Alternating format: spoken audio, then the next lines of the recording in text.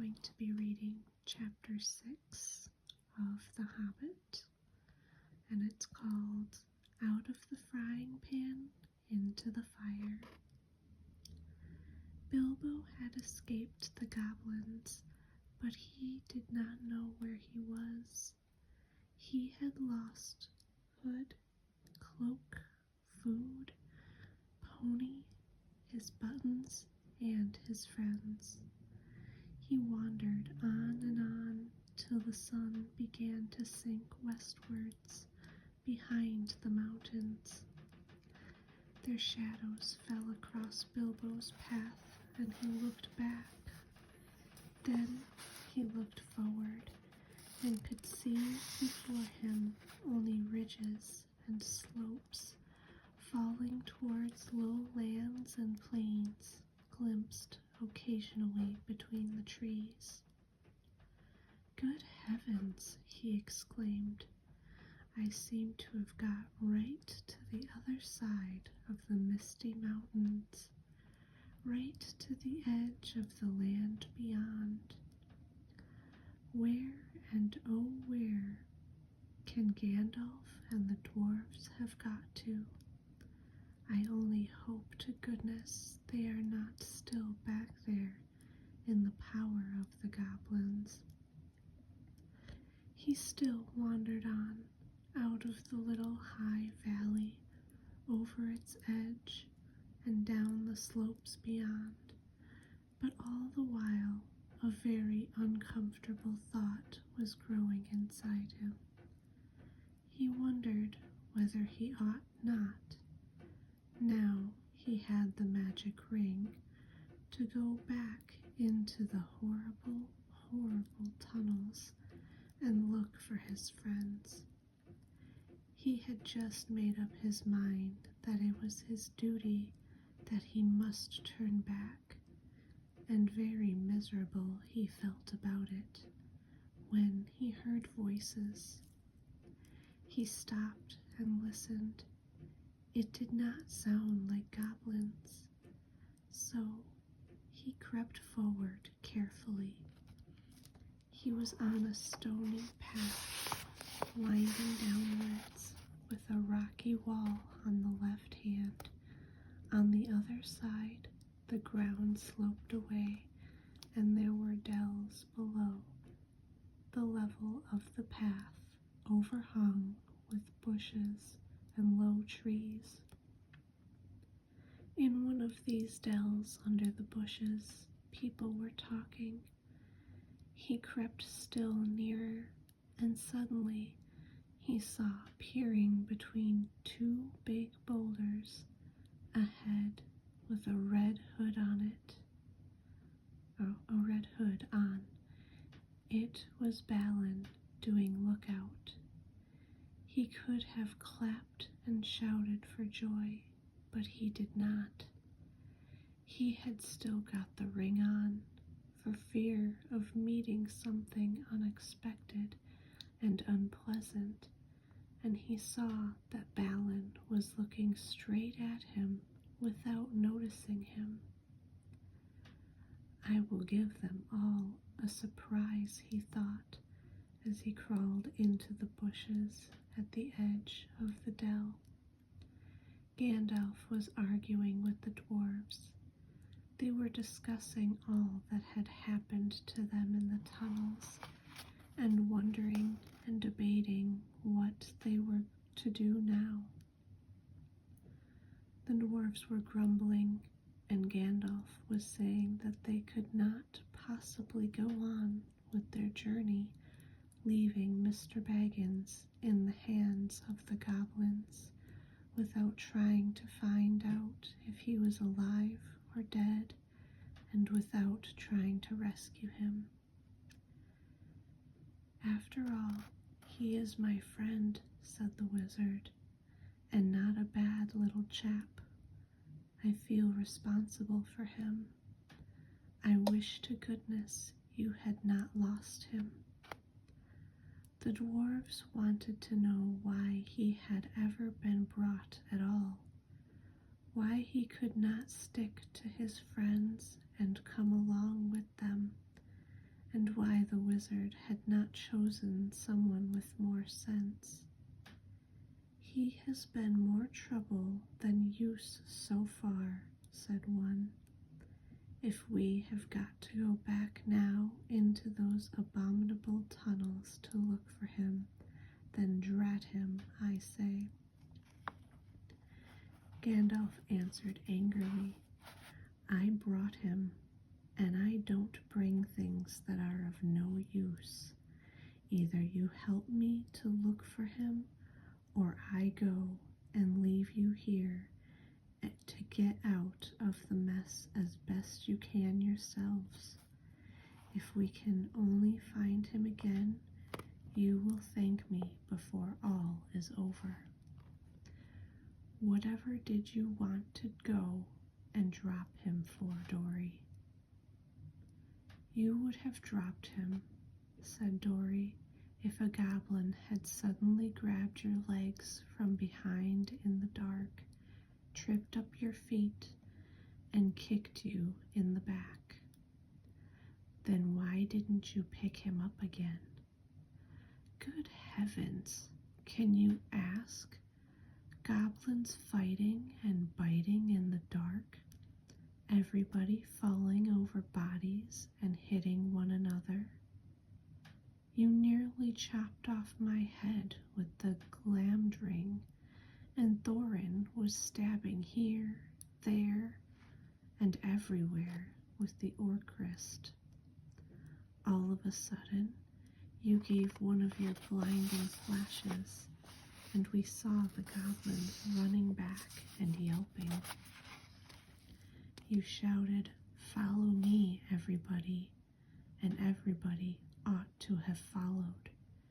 We thought everybody had.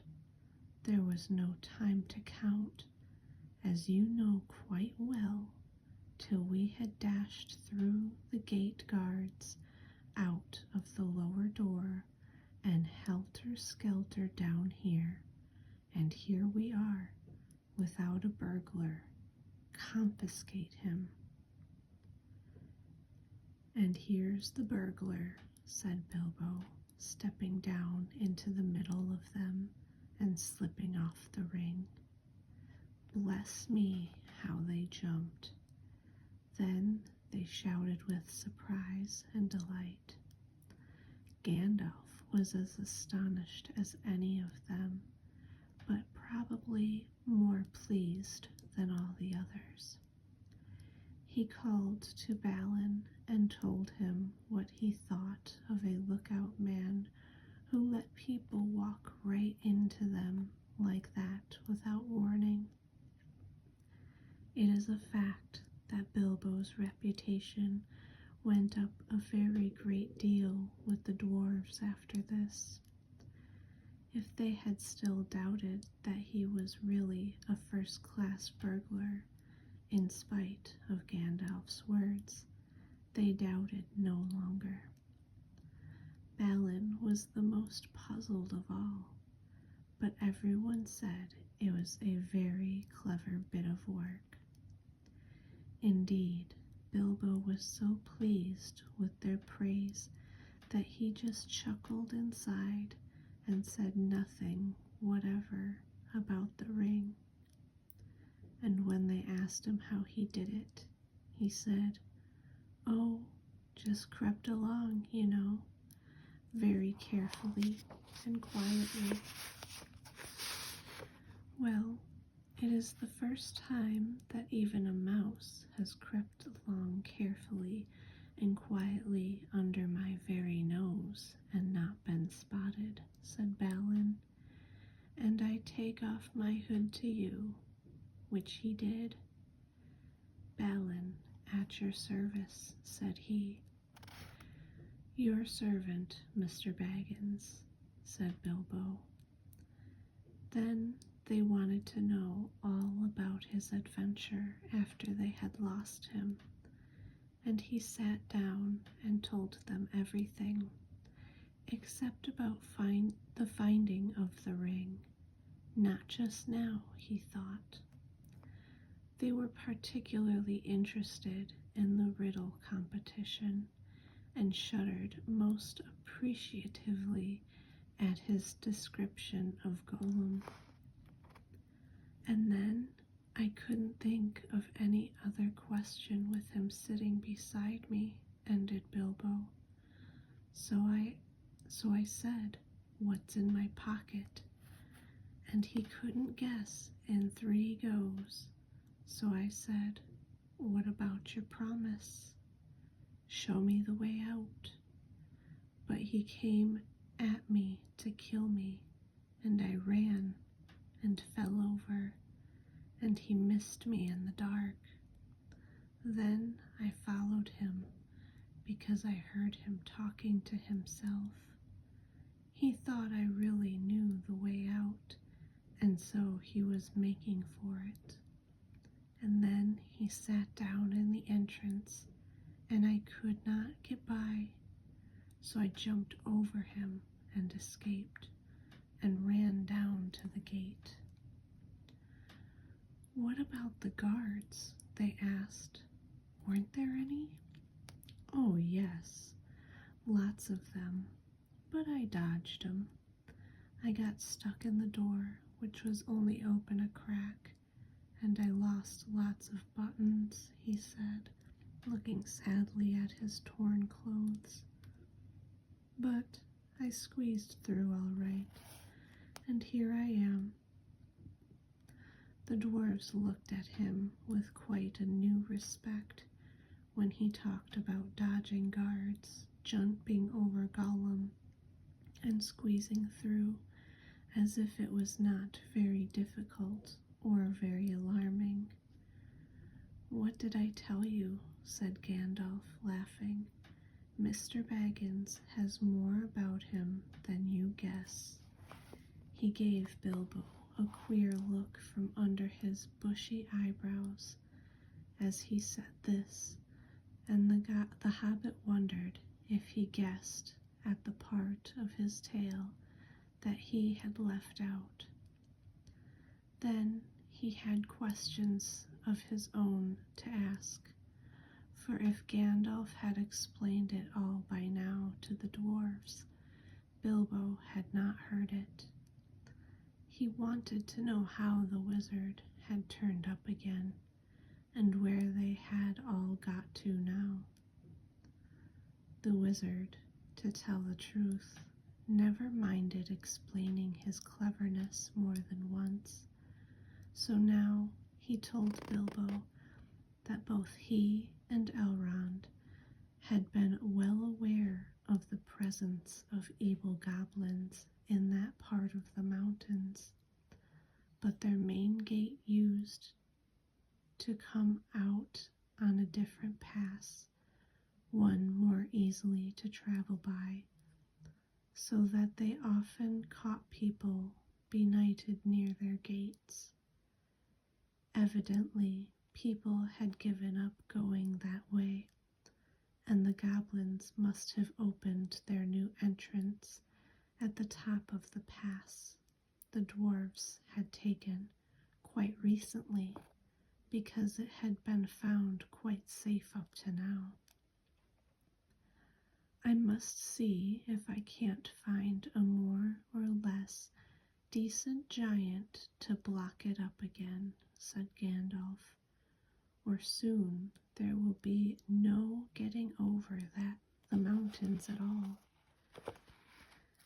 As soon as Gandalf had heard Bilbo's yell, he realized what had happened.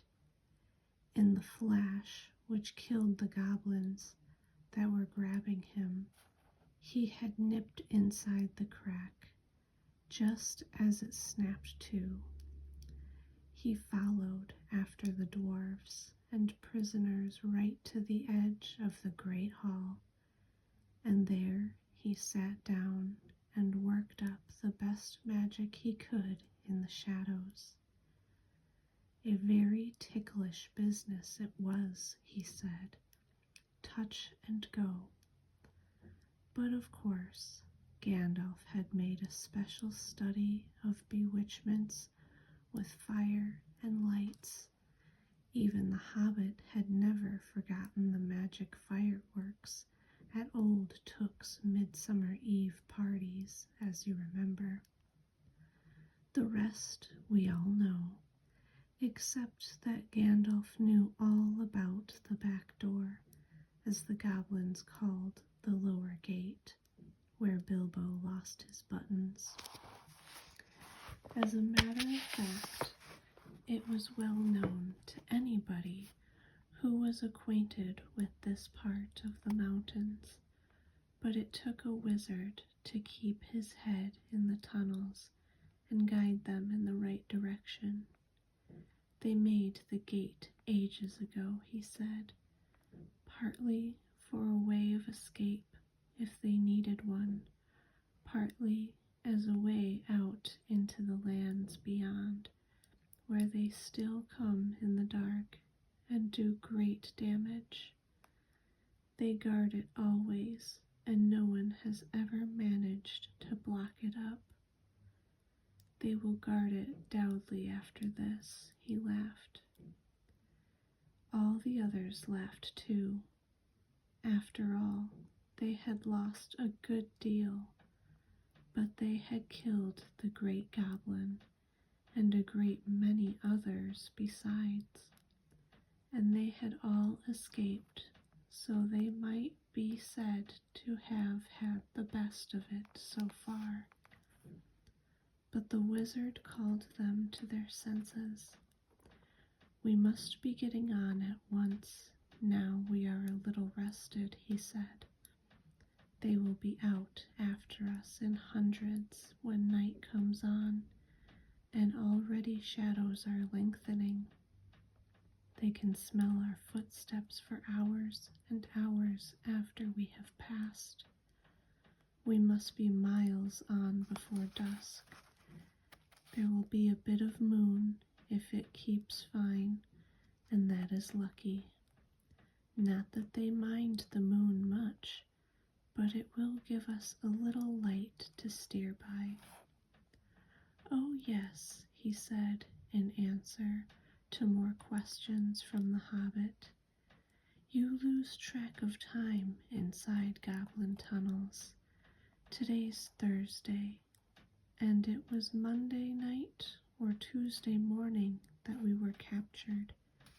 We have gone miles and miles and come right down through the heart of the mountains, and are now on the other side. Quite a shortcut. But we are not at the point to which our pass would have brought us. We are too far to the north, and have some awkward country ahead, and we are still pretty high up. Let's get on. I am dreadfully hungry, groaned Bilbo, who was suddenly aware that he had not had a meal since the night before last. Just think of that for a hobbit. His stomach felt all empty and loose, and his legs all wobbly, now that the excitement was over. Can't help it, said Gandalf, unless you like to go back and ask the goblins nicely to let you have your pony back and your luggage. No, thank you, said Bilbo. Very well, then. We must just tighten our belts and trudge on, or we shall be made into supper, and that will be much worse than having none ourselves. As they went on, Bilbo looked from side to side for something to eat, but the blackberries were still only in flower, and of course there were no nuts, not even hawthorn berries. He nibbled a bit of sorrel, and he drank from a small mountain stream that crossed the path, and he ate 3 wild strawberries that he found on its bank, but it was not much good. They still went on and on. The rough path disappeared.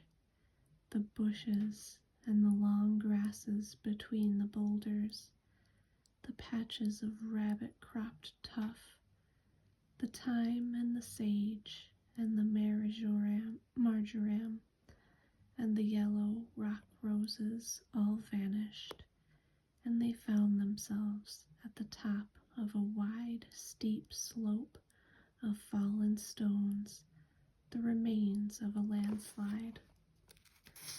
When they began to go down this, rubbish and small pebbles rolled away from their feet. Soon larger bits of split stone went clattering down, and started other pieces below them slithering and rolling.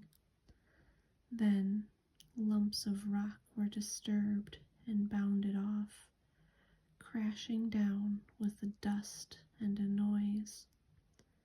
Before long, the whole slope above them and below them seemed on the move, and they were sliding away, huddled all together, in a fearful confusion of slipping, rattling, cracking slabs and stones.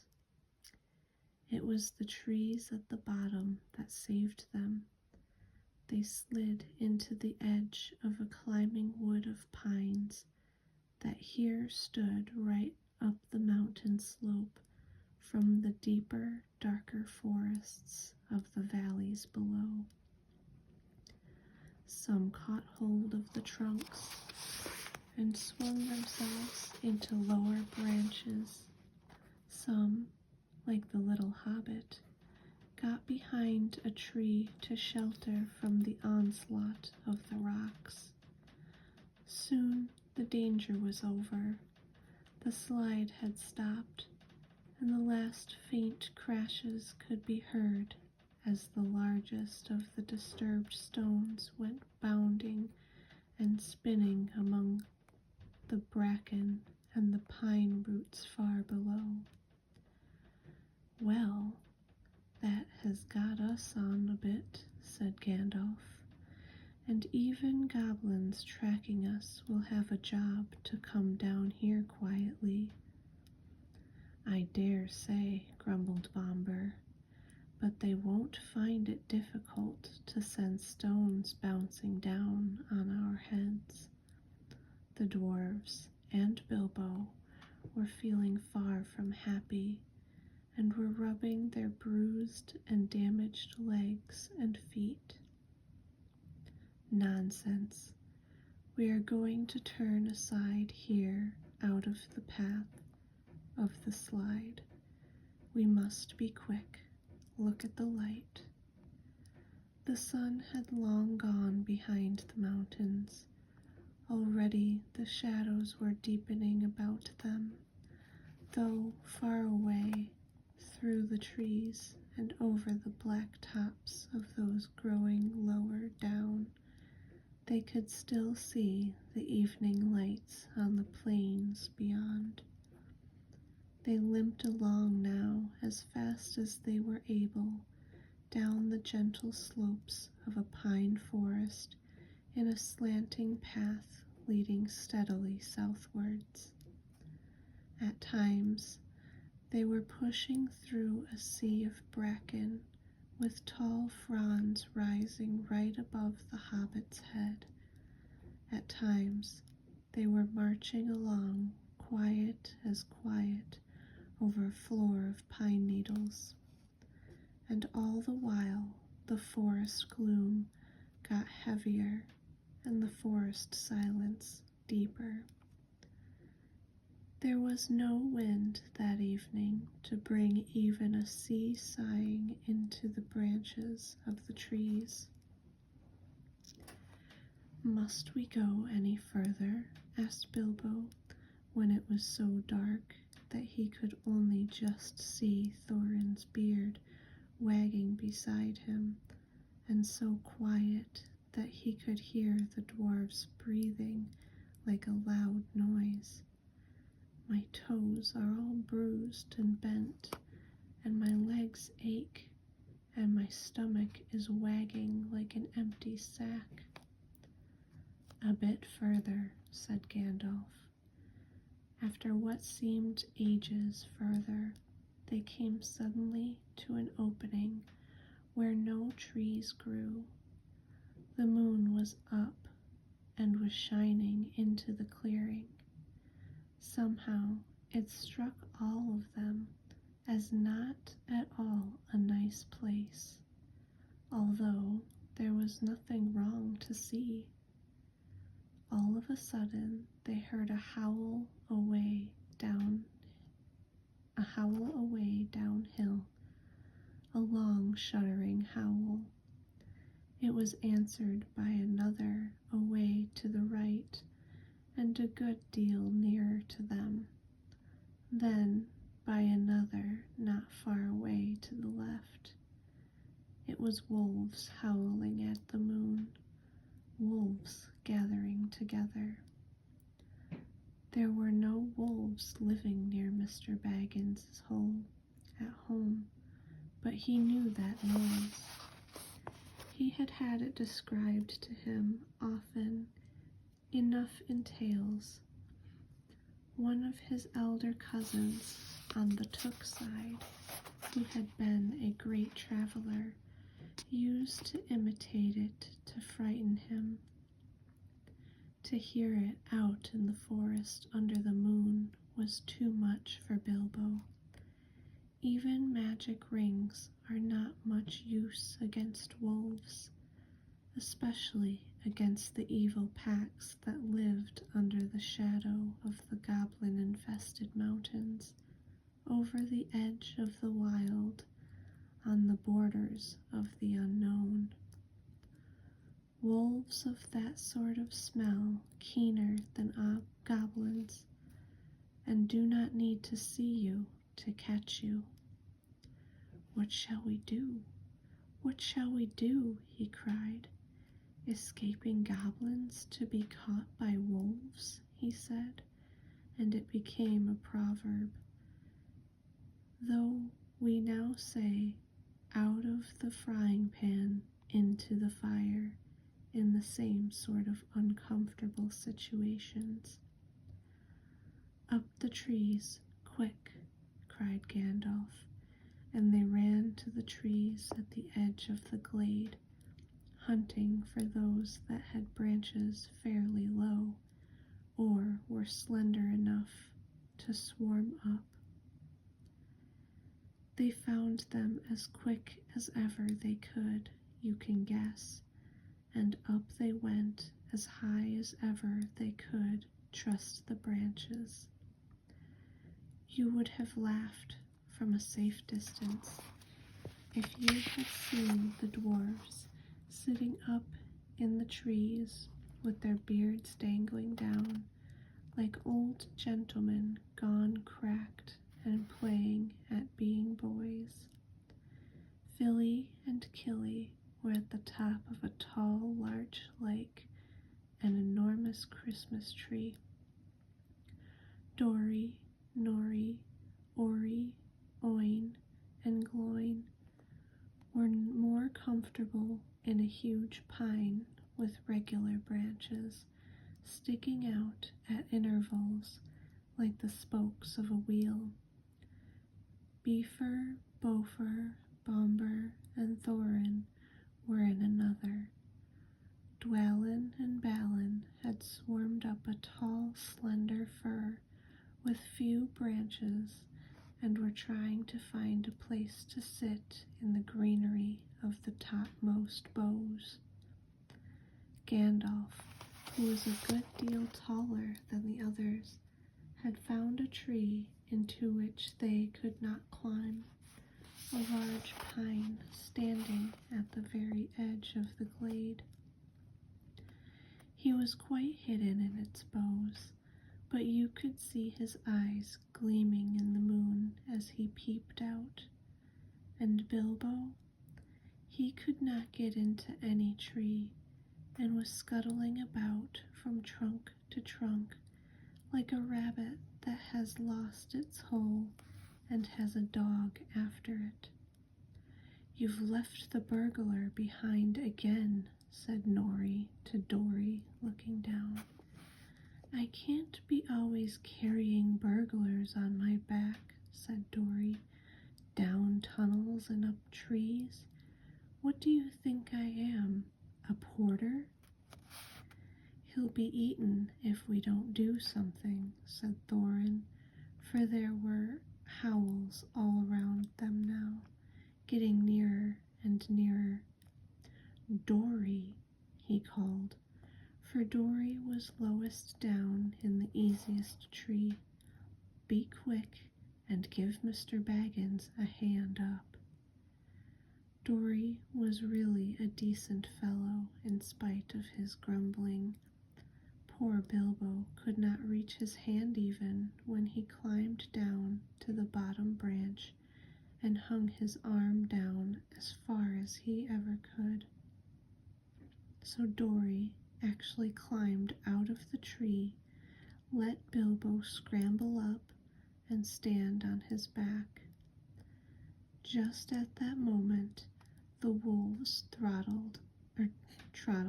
trotted howling into the clearing. All of a sudden, there were hundreds of eyes looking at them. Still, Dory did not let Bilbo down. He waited till he had clambered off his shoulders into the branches, and then he jumped for the branches himself, only just in time. A wolf snapped at his cloak as he swung up and nearly got him. In a minute, there was a whole pack of them, yelping all round the tree and leaping up at the trunk, with eyes blazing and tongues hanging out. But even the wild wargs, for so evil wolves over the edge of the wild were named, cannot climb trees. For a time they were safe. Luckily, it was warm and not windy. Trees are not very comfortable to sit in for long at any time, but in the cold and the wind, with wolves all around below waiting for you, they can be perfectly miserable places. This glade in the ring of trees was evidently a meeting place of the wolves.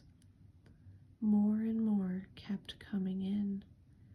They left guards at the foot of the tree in which Dory and Bilbo were, and then went sniffing about till they had smelt out every tree that had anyone in it. These they guarded too, while all the rest, hundreds and hundreds it seemed, went and sat in a great circle in the glade, and in the middle of the circle was a great gray wolf. He spoke to them in the dreadful language of the wargs. Gandalf understood it. Bilbo did not, but it sounded terrible to him, and as if all their talk was about cruel and wicked things, as it was. Every now and then, all the wargs in the circle would answer their gray chief all together, and their dreadful clamor almost made the Hobbit fall out of his pine tree. I will tell you what Gandalf heard, though Bilbo did not understand it. The wargs and the goblins often helped one another in wicked deeds. Goblins did not usually venture very far from their mountains, unless they are driven out and are looking for new homes, or are marching to war, which I am glad to say has not happened for a long while. But in those days, they sometimes used to go on raids, especially to get food or slaves to work for them. Then they often got the wargs to help them and share the plunder with them, Sometimes they rode on wolves like men do on horses. Now it seemed that a great goblin raid had been planned for that very night. The wargs had come to meet the goblins, and the goblins were late. The reason, no doubt, was the death of the great goblin, and all the excitement caused by the dwarfs and Bilbo and the wizard, for whom they were probably still hunting. In spite of the dangers of this far land, bold men had of late been making their way back into it from the south, cutting down trees and building themselves places to live in amongst more pleasant woods in the valleys and along the river shores.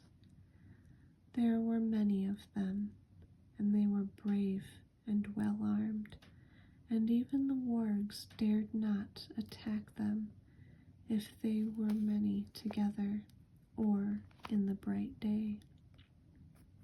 But now they had planned with the goblins' help to come by night upon some of the villages nearest the mountains.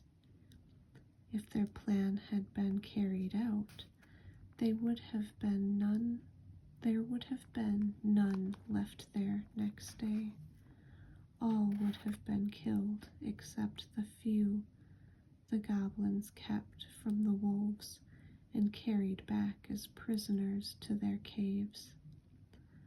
This was dreadful talk to listen to, not only because of the brave woodmen and their wives and children, but also because of the danger which now threatened Gandalf and his friends. The wargs were angry and puzzled at finding them here in their very meeting place. They thought they were friends of the woodmen and were come to spy on them, and would take news of their plans down into the valleys, and then the goblins and the wolves would have to fight a terrible battle instead of capturing prisoners and devouring people waked suddenly from their sleep. So the wargs had no intention of going away and letting the people up the trees escape, at any rate not until morning. And long before that, they said, goblin soldiers would be coming down from the mountains, and goblins can climb trees or cut them down. Now you can understand why Gandalf, listening to their growling and yelping, began to be dreadfully afraid, wizard though he was, and to feel that they were in a very bad place, had not yet escaped at all. All the same, he was not going to let them have it all their own way, though he could not do very much, stuck up in a tall tree, with wolves all around on the ground below. He gathered the huge pine cones from the branches of the tree. Then he set one alight with bright blue fire and threw it whizzing down among the circle of the wolves. It struck one on the back, and immediately his shaggy coat caught fire, and he was leaping to and fro, yelping horribly. Then another came, and another, one in blue flames, one in red, another in green. They burst on the ground in the middle of the circle and went off in colored sparks and smoke. A specially large one hit the chief wolf on the nose, and he leapt in the air 10 feet, and then rushed round and round the circle, biting and snapping even at the other wolves in his anger and fright. The dwarves and Bilbo shouted and cheered. The rage of the wolves was terrible to see, and the commotion they made filled all the forest. Wolves are afraid of fire at all times, but this was a most horrible and uncanny fire. If a spark got in their coats, it stuck and burned into them, and unless they rolled over quickly, they were soon all in flames. Very soon, all about the glade, wolves were rolling over and over to put out the sparks on their backs, while those that were burning were running about and howling and setting others alight, till their own friends chased them away, and they fled off down the slopes, crying and yammering and looking for water. "What is all this uproar in the forest tonight?" said the Lord of the Eagles. He was sitting, black in the moonlight, on the top of a lonely pinnacle of rock at the eastern edge of the mountains. "I hear wolves' voices. Are the goblins at mischief in the woods?" He swept up into the air, and immediately 2 of his guards from the rocks at either hand leapt up to follow him. They circled up in the sky and looked down upon the ring of wargs, a tiny spot far, far below. But eagles have keen eyes and can see small things at a great distance. The Lord of the Eagles of the Misty Mountains had eyes that could look at the sun unblinking and could see a rabbit moving on the ground a mile below, even in the moonlight. So though he could not see the people in the trees, he could make out the commotion among the wolves and see the tiny flashes of fire and hear the howling and yelping coming up faint from far beneath him. Also, he could see the glint of the moon on goblin spears and helmets as long lines of wicked folk crept down the hillside from their gate and wound into the wood. Eagles are not kindly birds. Some are cowardly and cruel, but the ancient race of the northern mountains were the greatest of all birds. They were proud and strong and noble-hearted. They did not love goblins or fear them. When they took any notice of them at all, which was seldom, for they did not eat such creatures, they swooped on them and dove them shrieking back to their caves, and drove them shrieking back to their caves, and stopped whatever wickedness they were doing. The goblins hated the eagles and feared them, but could not reach their lofty seats or drive them from the mountains. Tonight, the Lord of the Eagles was filled with curiosity to know what was afoot, so he summoned many other eagles to him, and they flew away from the mountains, and slowly circling ever round and round they came down, down, down, towards the ring of the wolves and the meeting place of the goblins. A very good thing, too. Dreadful things had been going on down there.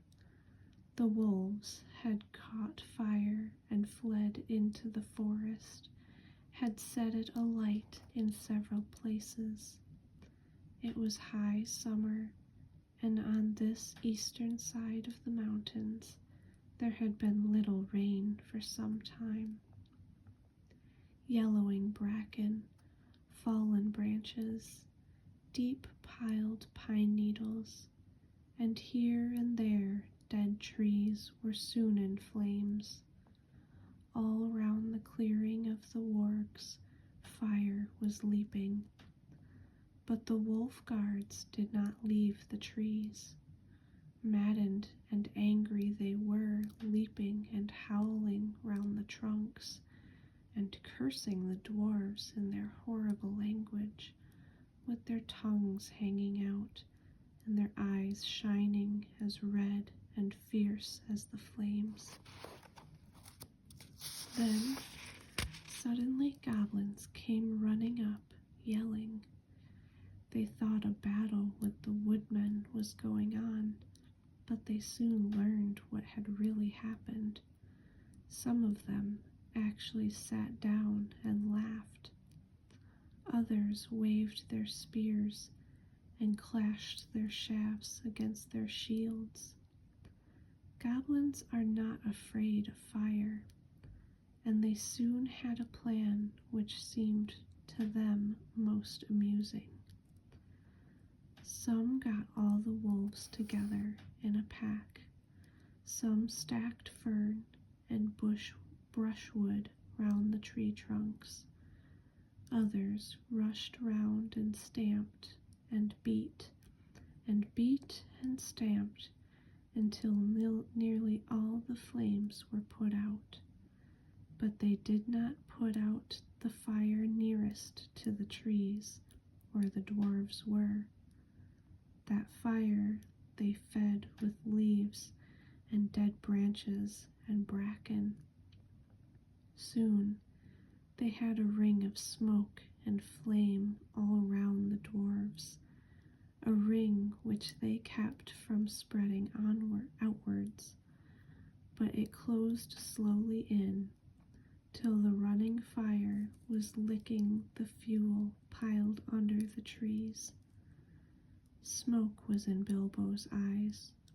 He could feel the heat of the flames, and through the reek he could see the goblins dancing round and round in a circle like people round a midsummer bonfire. Outside the ring of dancing warriors with spears and axes stood the wolves at a respectful distance, watching and waiting. He could hear the goblins beginning a horrible song. 15 birds in 5 fir trees.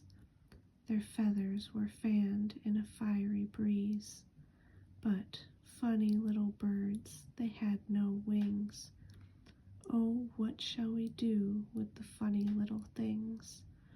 Roast 'em alive, or stew them in a pot, fry them, boil them, and eat them hot? Then they stopped and shouted out, "Fly away, little birds, fly away if you can. Come down, little birds, or you will get roasted in your nests. Sing, sing, little birds, why don't you sing?" "Go away, little boys," shouted Gandalf in answer. "It isn't bird nesting time. Also, naughty little boys that play with fire get punished." He said it to make them angry and to show them he was not frightened of them, though of course he was, wizard though he was. But they took no notice, and they went on singing, "Burn, burn, tree and fern, shrivel and scorch a fizzling torch, to light the night for our delight, yea, hey. Bake and toast 'em, fry and roast 'em, till beards blaze and eyes glaze.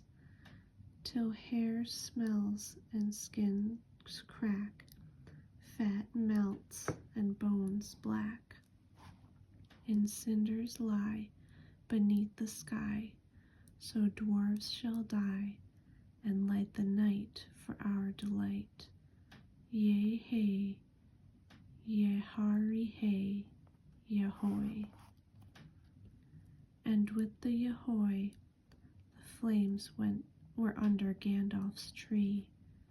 In a moment it spread to the others. The bark caught fire, the lower branches cracked.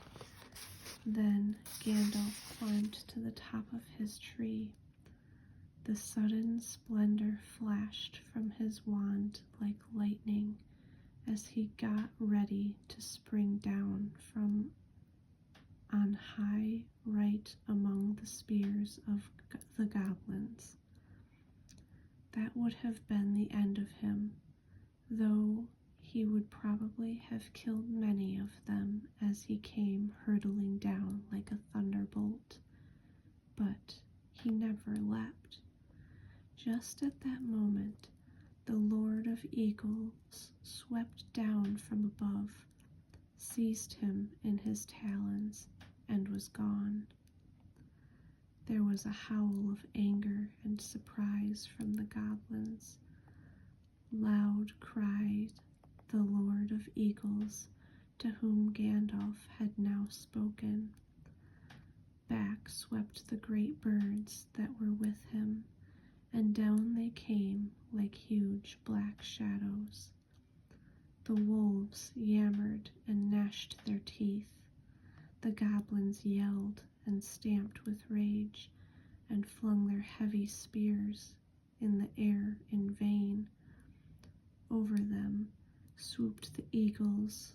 The dark rush of the beating wings smote them to the floor or drove them far away.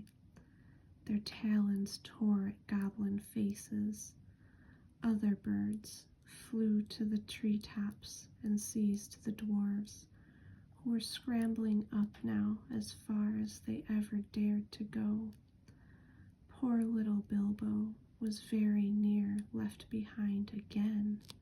He just managed to catch hold of Dory's legs as Dory borne off last of all, and up they went together above the tumult and the burning, Bilbo swinging in the air as his arms nearly breaking.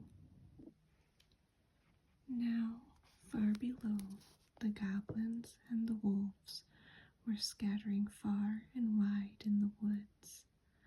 A few eagles were still circling and sweeping above the battleground. The flames about the trees sprang suddenly up above the highest branches. They went up in crackling fire. There was a sudden flurry of sparks and smoke. Bilbo had escaped only just in time. Soon the light of the burning was faint below, a red twinkle on the black floor, and they were high up in the sky, rising all the time in strong, sweeping circles. Bilbo never forgot that flight. Clinging onto Dory's ankles, he moaned, "My arms, my arms." But Dory groaned, "My poor legs, my poor legs." At the best of times heights made Bilbo giddy. He used to turn queer if he looked over the edge of quite a little cliff, and he had never liked ladders, let alone trees, never having had to escape from wolves before. So you can imagine how his head swam now, when he looked between his dangling toes and saw the dark lands opening wide underneath him, touched here and there with the light of the moon on a hillside rock or a stream in the plains. The pale peaks of the mountains were coming nearer, moonlit spikes of rock sticking out of black shadows. Summer or not, it seemed very cold. He shut his eyes and wondered if he could hold on any longer. Then he imagined what would happen if he did not. He felt sick. The flight ended only just in time for him, just before his arms gave way. He loosed Dory's ankles with a gasp and fell onto the rough platform of an eagle's eyrie. There he lay without speaking, and his thoughts were a mixture of surprise at being saved from the fire and fear lest he fall off what narrow place into the deep shadows on either side. He was feeling very queer indeed in his head by the time after the dreadful adventures of the last 3 days, with next to nothing to eat, and he found himself saying aloud, "Now I know what a piece of bacon feels like when it is suddenly picked out of the pan with a fork and put back on the shelf." "No, you don't," he heard Dory answering, "because the bacon knows that it will get back into the pan sooner or later, and it is to be hoped we shan't. Also, eagles aren't forks." "Oh no, not a bit like storks. Forks, I mean," said Bilbo, sitting up and looking anxiously at the eagle who was perched close by. He wondered what other nonsense he had been saying, and if the eagle would think it rude. You ought not to be rude to an eagle when you are only the size of a hobbit and are up in its eyrie at night.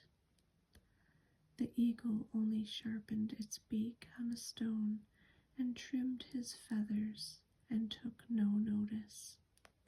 Soon another eagle flew up. "The Lord of the Eagles bids you to bring your prisoners to the great shelf," he cried, and away with him into the night,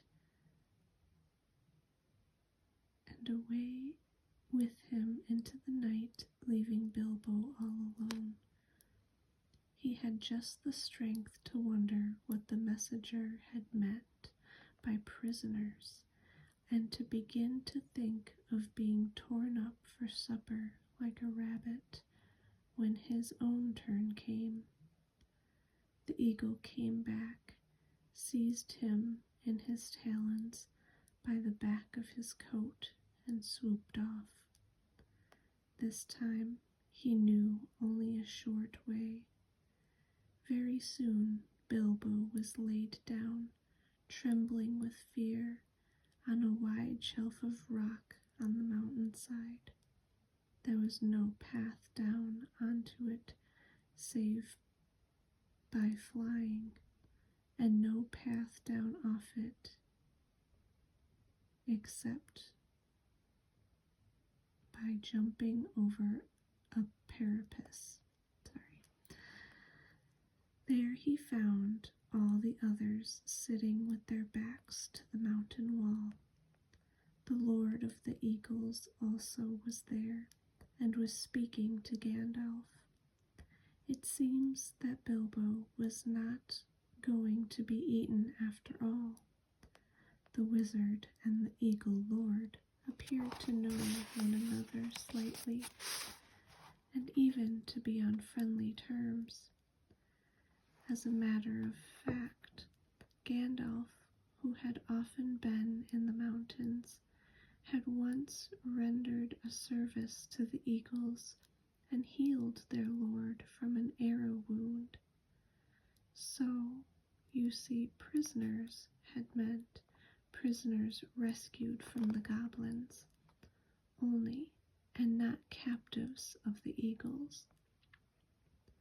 As Bilbo listened to the talk of Gandalf, he realized that at last they were going to escape really and truly from the dreadful mountains. He was discussing plans with the great eagle for carrying the dwarves and himself and Bilbo far away and setting them down well on their journey across the plains below. The Lord of the Eagles would not take them anywhere near where men lived.